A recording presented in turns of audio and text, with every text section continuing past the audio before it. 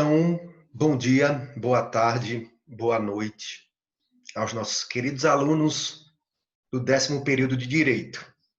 Então, hoje a gente vai trabalhar em cima do direito ambiental, exatamente minha tela aqui de trás, da nossa vegetação, do nosso bioma esquecido na nossa Constituição Federal, esquecido de ser defendido, nosso bioma aqui da nossa terra, da nossa gente, onde nós somos forjados, antes de tudo, um forte. A gente vai trabalhar sobre os princípios fundamentais do direito ambiental.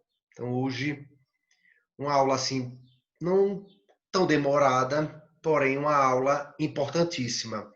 A gente vai seguir exatamente o curso da água a partir dessa aula.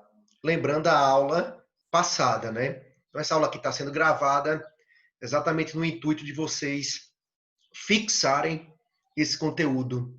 Vejam e revejam essa aula quantas vezes vocês quiserem. Beleza? Então, vamos começar aqui o que é que nós temos para hoje. O que é que nós temos para hoje? Então, a nossa aula exatamente aqui de direito ambiental.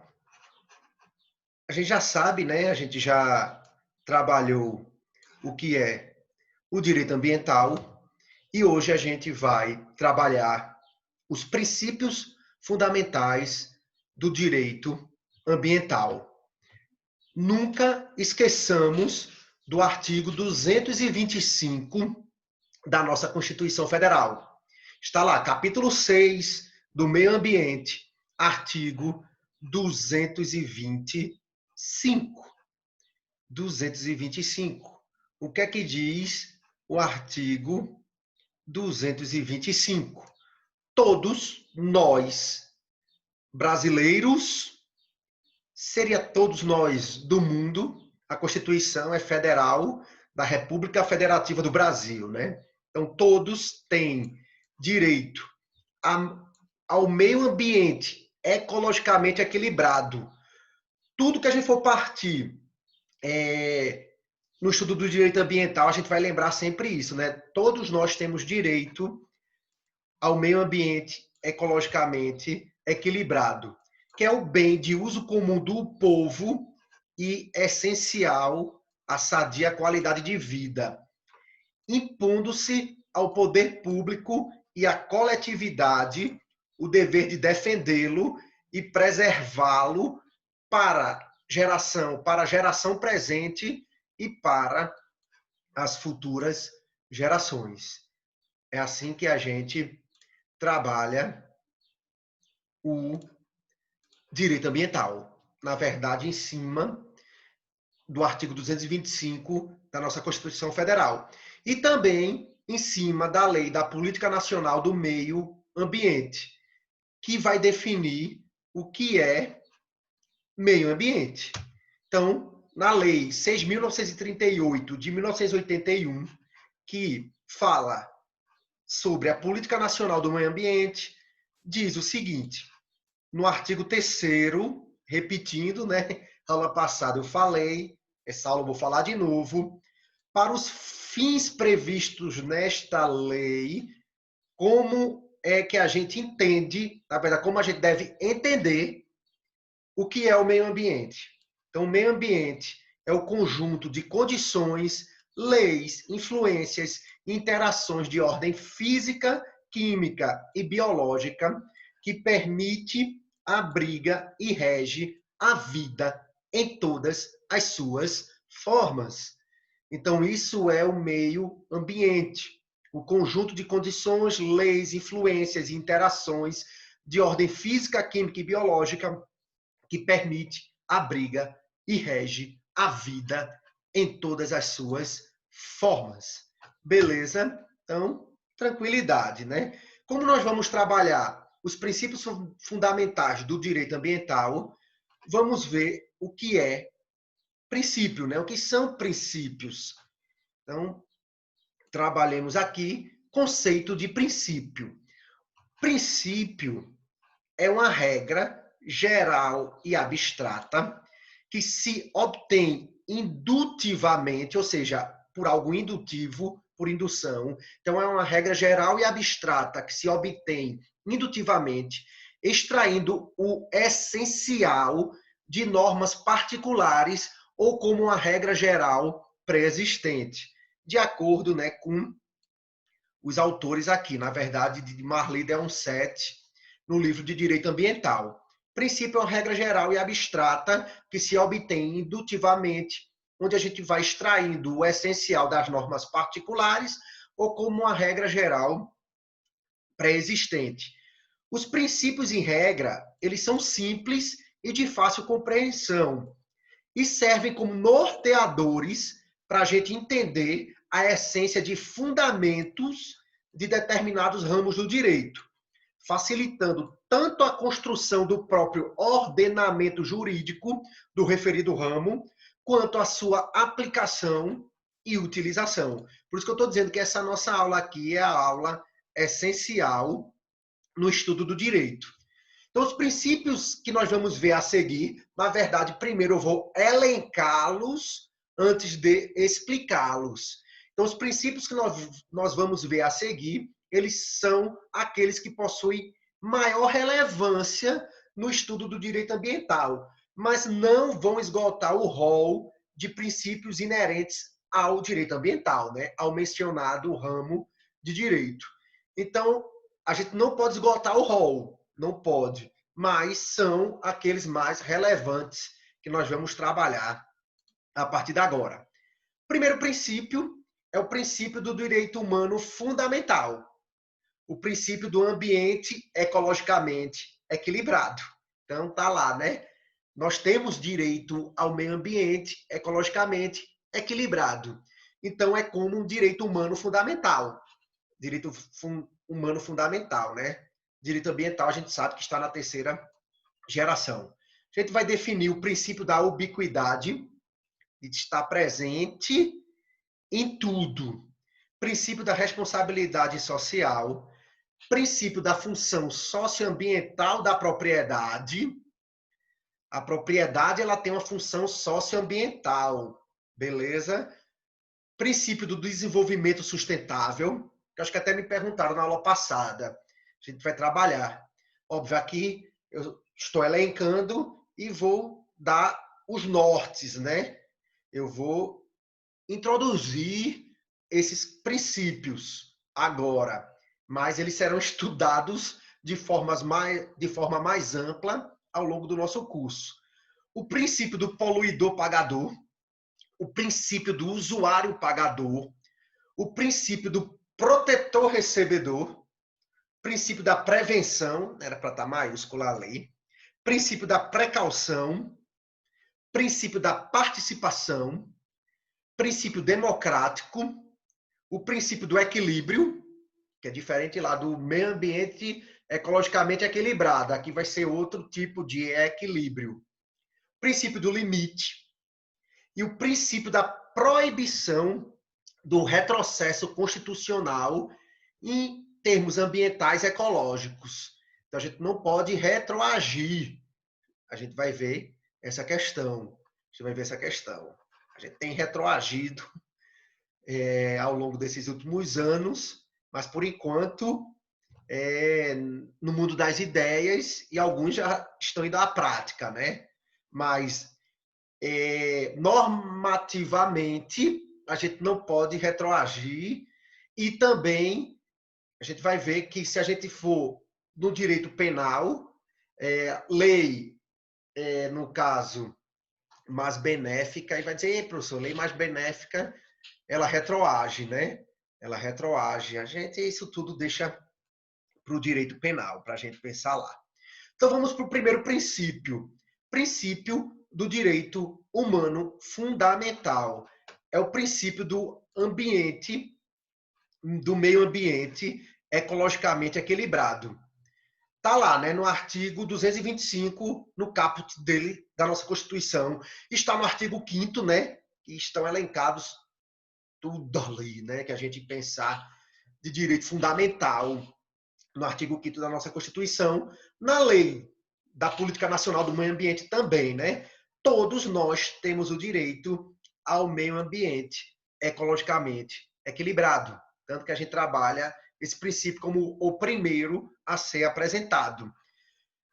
Decorre do primeiro princípio da Declaração de Estocolmo, que aconteceu lá na década de 60, 1960, e depois foi reafirmado na Rio 1992, né? Os seres humanos constituem o centro das preocupações relacionadas com o desenvolvimento sustentável. O ser humano, os seres humanos têm direito a uma vida saudável e produtiva em harmonia com o meio ambiente. Então, esse é o princípio do direito fundamental, né? O princípio do meio ambiente ecologicamente equilibrado. Princípio da ubiquidade. Lembra quando eu falei anteriormente? É a onipresença. As questões ambientais, elas devem ser examinadas em todas as atividades políticas, econômicas, sociais e tudo que você imaginar. Como está ali, né? Em todas as atividades e políticas públicas também. A gente tem que estar sempre com as questões ambientais ali em qualquer atividade, em qualquer política pública. Exemplo está no artigo 170 da nossa Constituição Federal. A ordem econômica diz que a gente deve observar a defesa do meio ambiente. Beleza? Então tá tranquilo. Até agora não tem nada de novo ao longo da nossa jornada. Princípio da responsabilidade social. Esse princípio vai atribuir responsabilidade solidária, ou seja, aos agentes financiadores que devem avaliar o aspecto social, ambiental, de tudo, né? Dos projetos, etc., exigindo critérios mínimos para a concessão de crédito. Até na questão de crédito ambiental, que a gente vai ver, né? Essas questões, eu tenho o princípio do poluidor-pagador, que a gente já vai ver já. Então, quem polui deve pagar. E paga como? Através de créditos ambientais também. Mas aqui eu estou falando de crédito financeiro propriamente dito. Mas é porque eu falei de crédito ambiental, né? E aí eu lembrei. O que é que acontece, né? Tem muitas indústrias na Europa que pagam créditos ambientais aqui no Brasil. Até se fala muito, né? A Europa já desmatou tudo, quer desmatar o Brasil. Na verdade, não. Pretende o quê? Manter o Brasil como está, pagando créditos ambientais dos seus poluidores lá, que a gente trabalha aqui também no Brasil. Mas, voltando para cá, é o princípio da responsabilidade social. O princípio da função socioambiental da propriedade. Quem tem propriedade, no caso aí de toda forma, a gente tem que entender que esse princípio ele vai limitar o exercício do direito de propriedade ao atendimento da sua função social, sob pena de intervenção social, intervenção judicial. O que é que acontece?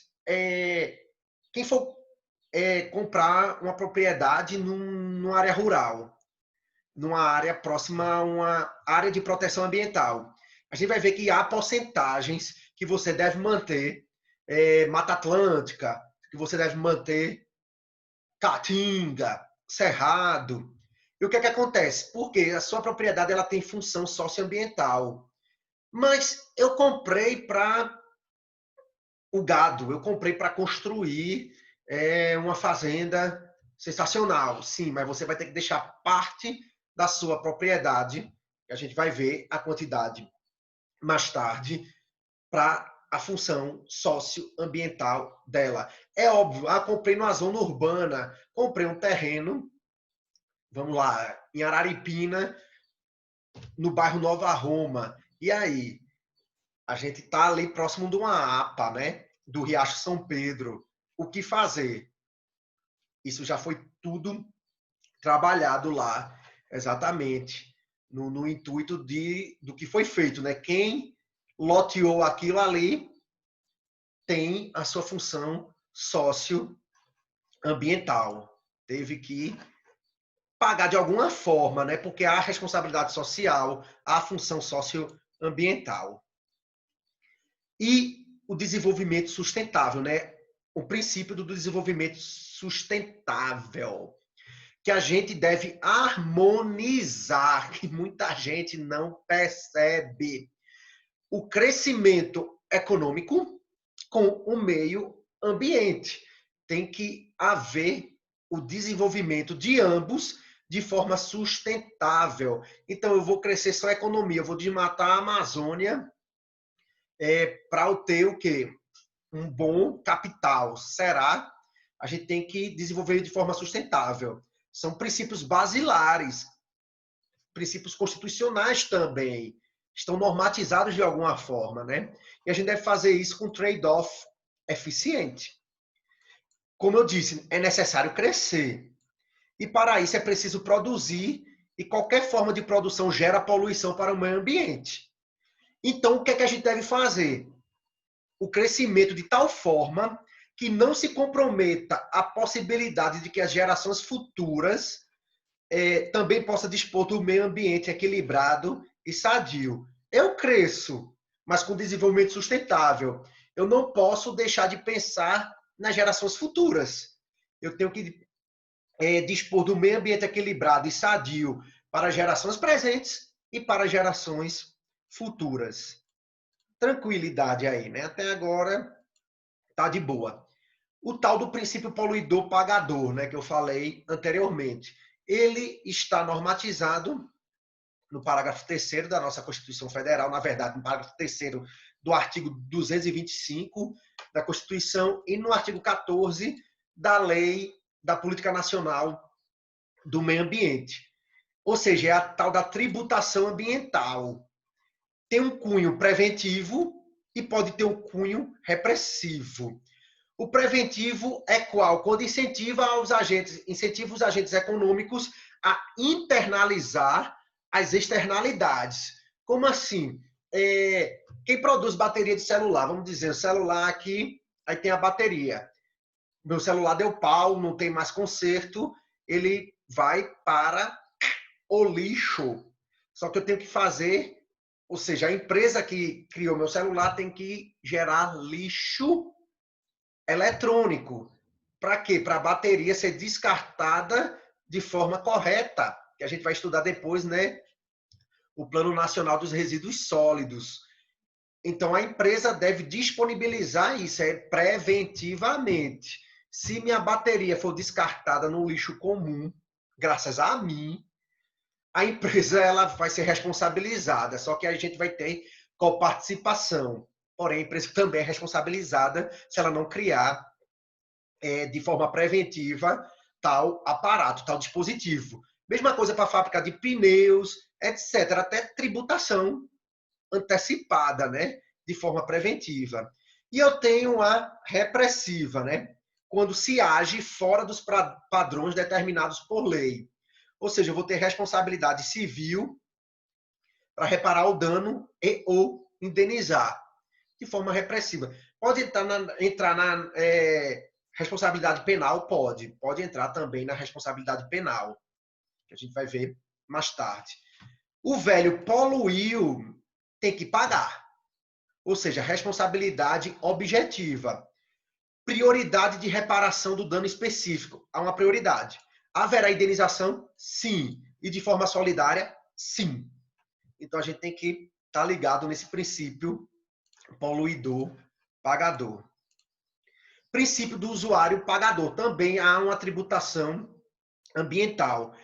Haverá cobrança pelo uso do recurso natural. Tem aí a Política Nacional de Recursos Hídricos. Você não paga no seu estado para a Companhia de Águas e Esgoto do seu estado pelo uso da água. Água não é recurso natural. E por que você paga pelo uso de tal recurso natural? Pelo princípio do usuário pagador. O usuário de tal recurso vai ter que pagar por usar tal recurso. É chamado uma tributação ambiental. Óbvio, né? A empresa, a companhia, vamos dizer aqui em Pernambuco, a Compesa, ela pega água em determinado rio, ela faz todo o tratamento num determinado rio, num determinado açude, onde for, fazendo canais, construindo. Então, a gente está pagando a ela pela construção dos ramais e está pagando também pelo uso do recurso natural. Quando a gente paga a Compesa a taxa do uso do recurso natural, que é a tributação ambiental, ela vai para o governo federal. Água é recurso federal. Água é recurso federal. Você pode olhar na Constituição de 88. O uso gratuito causa enriquecimento ilegítimo, né? Onerando a sociedade. Por isso que responde penalmente quem faz gato de água, né? Gato de água ou jacaré, né? Tem gente que chama também jacaré. Então, quem faz tal uso responde civil e penalmente. Por quê? Pelo princípio do usuário pagador. Deve-se levar em conta o princípio da equidade e só cobrar pelas externalidades e pela raridade, né? O custo real. Eu falo água porque é o que a gente lembra principalmente, né? No caso ambiental. Princípio do protetor recebedor. Assegura que o agente público ou privado que protege um bem natural em benefício da comunidade deve receber uma compensação financeira pelo serviço de proteção ambiental prestado. Então, quem protege deve receber. Para que isso? Né? Para incentivar economicamente quem protege uma área, que deixa de utilizar seus recursos naturais, estimulando assim a preservação. Pode-se considerar como avesso do princípio do usuário pagador, ou seja, o contrário do princípio usuário pagador será o princípio do protetor recebedor. Serve para implementar a justiça econômica, valorizando os serviços ambientais prestados generosamente por uma população, por um indivíduo, por uma sociedade, e remunerando economicamente essa prestação de serviços. Então, quem protege deve receber. Quem protege deve receber. Ainda sobre o princípio do protetor recebedor, se tem valor econômico aquilo que ele protege, é justo que ele receba por isso, pelo serviço de proteção.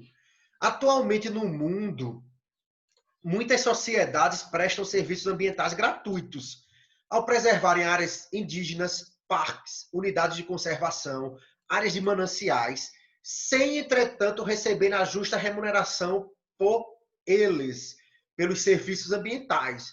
Tem gente que faz pelo altruísmo, exatamente de proteger o meio ambiente, né, de proteger, realizar tais serviços ambientais no intuito de quê? De manter o meio ambiente ecologicamente equilibrado, de forma harmônica e sadia para as gerações atuais e gerações futuras.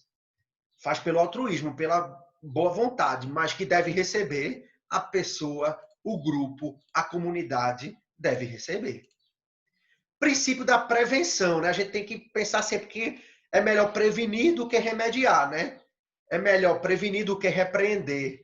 Ou seja, há a obrigação de evitar o dano ambiental, utilizando medidas mitigadoras, né? Medidas preventivas. A mitigadoras é a prevenção do meio ambiente, né? Eu vou, tipo, se eu desmato, né? Vamos dizer, eu tenho uma empresa de celulose. Ou seja, eu preciso da árvore como minha matéria-prima. Só que eu planto para o quê? Para pegar aquela árvore. E trabalho sempre com replantação, né? Vou falar em inglês, replantation, né? Mas eu trabalho sempre com essa questão. Ou seja, eu estou mitigando, tentando, né? Ali, naquele caso. O que é que acontece? No artigo 225 da Constituição, fala do quê? Da EIA-RIMA. O que é a EIA-RIMA, né? O que é cada coisa aqui, né? Deixa eu fazer isso aqui.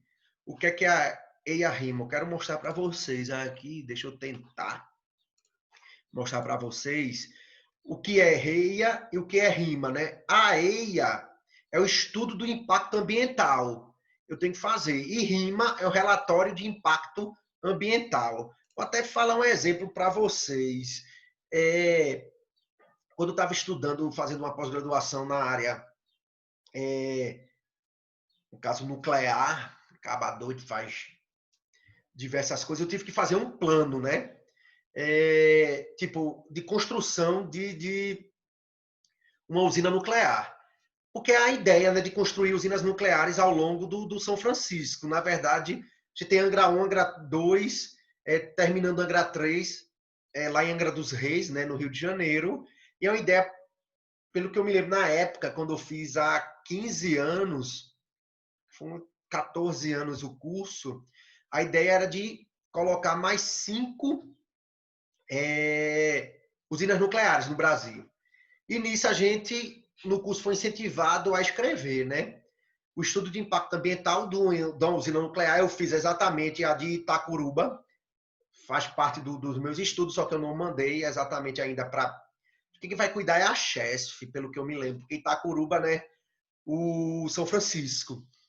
E fiz também um relatório de futuros impactos ambientais. Óbvio, pegando como exemplo Angra dos Reis. Então, eu estou falando ambiental de todo jeito. Porque o impacto ambiental de uma explosão de usina nuclear começa a pensar, né? Professor, eu vou pensar em Chernobyl. Beleza, é o maior, óbvio, né? Depois de Hiroshima e Nagasaki, foram bombas nucleares lançadas sobre o Japão. Eu tenho, de usina nuclear, eu tenho Chernobyl, 1986. Eu tenho Fukushima, no Japão também, que aconteceu depois de um tsunami. Ali eu tenho que prever o impacto ambiental, prever escoamento da população, prever diversas situações. Então, ele deve ser realizado, tais impactos. Tais impactos devem ser realizados. Por isso que é o princípio da prevenção. O risco é a busca da minimização dos impactos. Lembrando que eu também tenho o princípio da precaução. E precaução é diferente de prevenção, pois o princípio da precaução ele vai decorrer do princípio 15 da declaração lá do Rio 1992, né, da ECO Rio 1992. Não havendo conhecimento suficiente sobre os danos causados, né, causados pela atividade, evita-se exercê-la. Ou seja, é cautela. A precaução é a cautela. Eu não consegui mensurar os riscos. Fiz um estudo de impacto ambiental, um relatório também, e eu não consigo mensurar tal situação. Então é melhor não fazer. É a precaução. A prevenção eu faço, mas tenho que prevenir, minimizando os impactos. Tranquilidade, vamos seguir aqui, né? Esclarecimentos para fins didáticos eu coloquei aqui, né?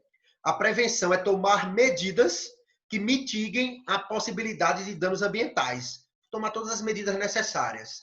Tem que estar lá no meu estudo de impacto ambiental. A precaução, na dúvida, não faço. Na dúvida a respeito dos danos que possam ser causados ao meio ambiente, deixa-se de agir. O que é preservação, né? É a proibição da exploração econômica dos recursos naturais. Então, tem preservação. Eu não vou mexer naquilo ali. Eu não vou explorar. A conservação eu posso mexer, desde que de maneira racional e sem desperdício. Então, é bom aqui, ó. Esse é diferente desse. E esse, preservação, é diferente de conservação. Preservação, eu não exploro. Conservação, eu exploro de maneira racional e sem desperdício. Beleza? Princípio da participação. Estou acompanhando a hora aqui. Já já eu paro e continuo os princípios na próxima aula. Não, acho que eu vou até o fim. São 17h23 aqui no meu horário. Dá para ir aqui. Princípio da participação. Onde é que esse princípio está normatizado? Lá na nossa velha lei da Política Nacional do Meio Ambiente. Então, informação ambiental, direito de informação de eventos significativamente danosos ao meio ambiente por parte dos estados. Tem que informar. concessão de licenças, para a gente ver o EIA-RIMA, audiências públicas, etc. Né? Está no artigo 225, parágrafo 1º, né, da nossa Constituição, e também tem uma lei para informação ambiental.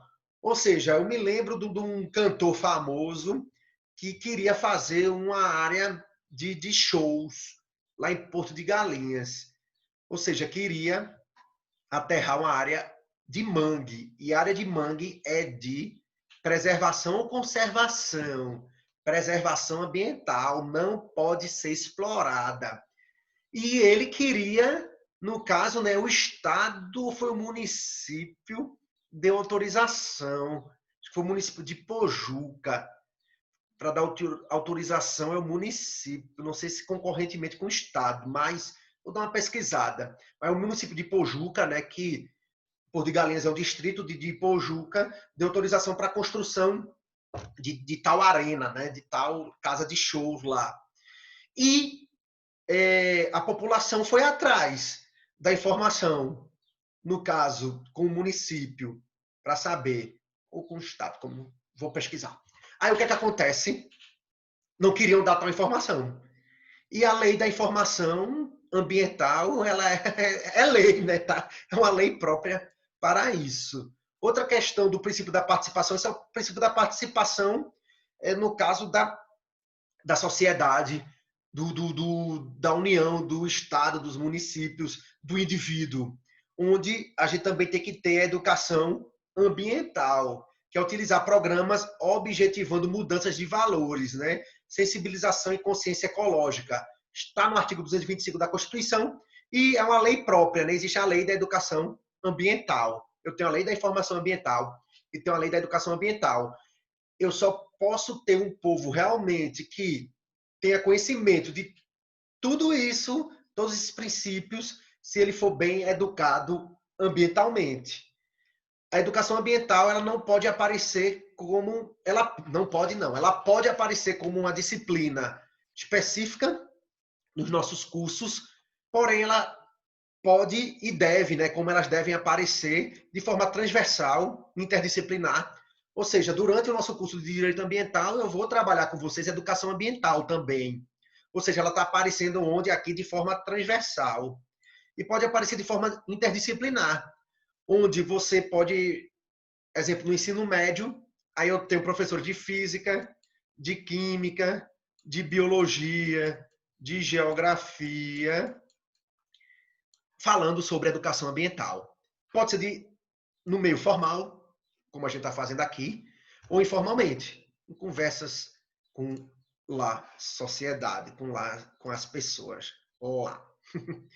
Princípio democrático. O que é que o princípio democrático diz? Assegura aos cidadãos a possibilidade de participar das políticas públicas ambientais. Todas as políticas públicas ambientais devem ter a participação da sociedade, dos cidadãos. Quando a gente vai para a esfera legislativa, através de plebiscito, de referendo, qualquer questão ambiental pode ser transformada em plebiscitária também, em referendos. Na esfera administrativa, o cidadão ele tem direito à petição, ele tem direito ao estudo prévio de impacto ambiental, de ler a RIMA, né? A EIA e a RIMA. Na esfera processual, a gente vai lá na Constituição, a gente sabe que matéria ambiental pode decorrer de ação popular, ação civil pública, mandado de segurança individual, mandado de segurança coletivo, tudo isso nós temos direito, ou seja, faz parte do princípio democrático dentro do direito ambiental. Princípio do equilíbrio. Gente, eu botei o O maiúsculo aqui. Que loucura, loucura. Então, devem ser pesadas todas as implicações de uma intervenção no meio ambiente, adotando-se a solução que melhor concilie um resultado global positivo. Eu estou até falando, né, que eu quero crescer economia versus meio ambiente. Eu tenho lá desenvolvimento sustentável, mas também eu tenho um equilíbrio. Aí eu vou para a intervenção, né? Porque uma intervenção não pode ser necessariamente, não precisa ser necessariamente uma intervenção econômica.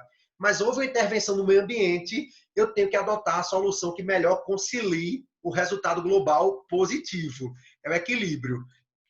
Intervir, eu fiz a intervenção no meio ambiente, e aí houve um resultado global positivo para o meio ambiente, então é o princípio do equilíbrio. E o princípio do limite?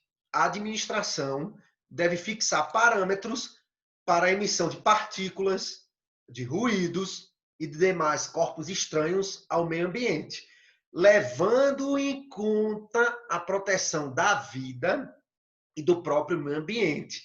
Aquela brincadeira, né? São Paulo, capital, é uma cidade que eu vejo o ar que eu respiro. E aí, eu tenho parâmetros para emissão de partículas. Trindade também é uma cidade que eu vejo o ar que eu respiro. E aí, eu tenho que adentrar, eu tenho que ir atrás, eu tenho que ver por princípios democráticos, por outros princípios, o princípio do limite. O princípio do limite. Princípio da proibição do retrocesso constitucional, né, ambiental ecológico, que é o nosso último princípio, né? Princípio da proibição do retrocesso constitucional ambiental ecológico, né? O que é que o princípio do retrocesso diz, né? Diz respeito a uma garantia de proteção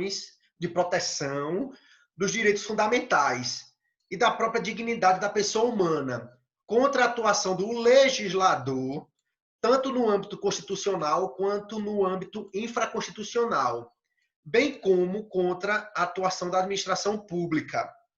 Então, o que é que acontece? Eu estou falando do princípio do retrocesso de forma geral, que eu vou trazer de forma específica para o meio ambiente, né? A proibição de retrocesso consiste a míngua de expressa previsão no texto constitucional em um princípio constitucional implícito, tendo como fundamento constitucional, entre outros, o princípio do Estado democrático e social de direito, o princípio da dignidade da pessoa humana, o princípio da máxima eficácia e efetividade das normas definidoras de direitos fundamentais, bem como o princípio da segurança jurídica e seus desdobramentos. Esse princípio é caceteiro, né? Vamos continuar nele para a gente entender.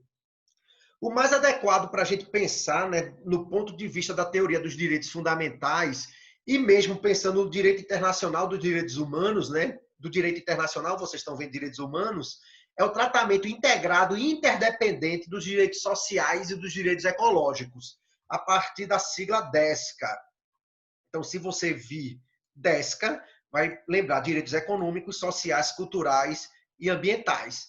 Tem normativas internacionais, regionais, né, pensando na América, né, normativas americanas. Só que, óbvio, né, para entrar na nossa legislação tem todo aquele processo legislativo.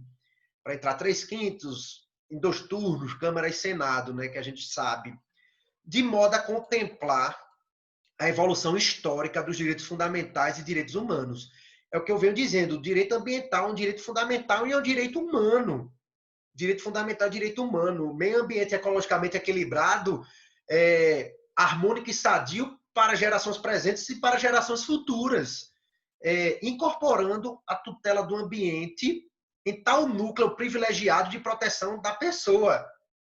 Então, a proteção do meio ambiente é a proteção da pessoa. Portanto, a cláusula de progressividade atribuída aos direitos sociais deve abarcar necessariamente também as medidas normativas voltadas à tutela ecológica, de modo a instituir o quê? Uma progressiva melhoria da qualidade ambiental e, consequentemente, da qualidade de vida em geral. A gente sabe, né? Se há uma melhoria da qualidade ambiental, haverá melhoria da qualidade de vida em geral.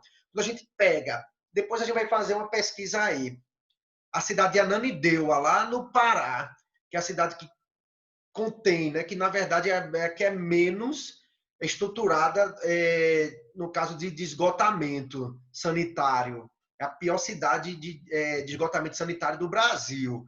A gente vai fazer uma relação com as doenças parasitárias, com vírus, com protozoários, com bactérias. Então, quanto melhor a gente trata o meio ambiente, melhor a gente trata a vida. É uma relação totalmente ligada. Um tem a ver com o outro. Então, tutelar o meio ambiente é a gente dar o quê? Uma qualidade de vida melhor. É uma progressiva melhoria da qualidade ambiental que a gente deve instituir para uma melhoria na nossa qualidade de vida. Por uma questão de justiça entre as gerações humanas, a geração presente tem a responsabilidade de deixar, nós temos a responsabilidade de deixar como legado às gerações futuras, pelo menos condições ambientais idênticas ao que a gente está vivendo hoje, aquilo que a gente recebeu da geração passada. Estão da geração vivente, portanto, vedada a alterar em termos negativos, por isso que é a proibição do retrocesso. Eu não posso alterar em termos negativos as nossas condições atuais ecológicas, por força do tal princípio, né? Princípio da proibição de retrocesso socioambiental e do dever do Estado e nosso de melhoria progressiva da qualidade ambiental. No caso especialmente da legislação ambiental, que busca dar operatividade ao dever constitucional de proteção do ambiente, há que assegurar sua blindagem contra retrocessos, que a torne menos rigorosa ou flexível, admitindo práticas poluidoras hoje proibidas, assim como deve buscar sempre um nível mais rigoroso de proteção, considerando especialmente o déficit que foi deixado dos nossos antepassados para chegar até nós, e a gente deve fazer um ajuste de contas com o futuro, com os nossos filhos, com os nossos netos, no sentido de sempre fazer aquilo que eu venho falando, né? Manter um equilíbrio ambiental, um meio ambiente harmônico e sadio também para gerações futuras, também para gerações futuras. Não se admite, até por um critério de justiça também, entre gerações humanas, né? Que sobre as gerações futuras recaia integralmente o ônus do nosso descaso ecológico, do nosso antepassado. Houve descaso? Houve. Há descaso? Há. A gente vai perpetrar isso, a gente vai perpetuar isso para gerações futuras. Então, cuidado, a gente tem que pensar nisso. É por isso que tudo isso faz parte do direito ambiental. A noção da limitação dos recursos, ó, não sei se vocês lembram quando estudaram economia, né? Os recursos são finitos. A vontade humana ela é infinita. Então, pela vontade humana, a gente vai findar os recursos.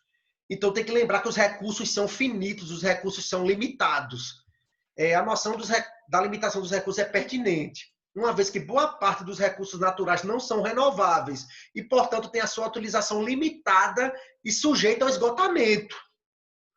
Assim, torna-se imperativo o uso racional, equilibrado e equânime dos recursos naturais, no intuito de não agravar de forma negativa a qualidade de vida e o equilíbrio dos ecossistemas, comprometendo a vida das gerações futuras. Faz parte de nós, é o nosso legado para as gerações futuras. Então, para a gente terminar, assumindo como correta a tese de que a proibição do retrocesso não pode impedir qualquer tipo de restrição a direitos socioambientais, parte-se aqui da mesma diretriz, que de há muito tem sido adotada no plano da doutrina especializada, notadamente a noção de que, sobre qualquer medida que venha a provocar alguma diminuição nos níveis de proteção dos direitos socioambientais, recai o que é a suspeição de sua ilegitimidade jurídico-constitucional.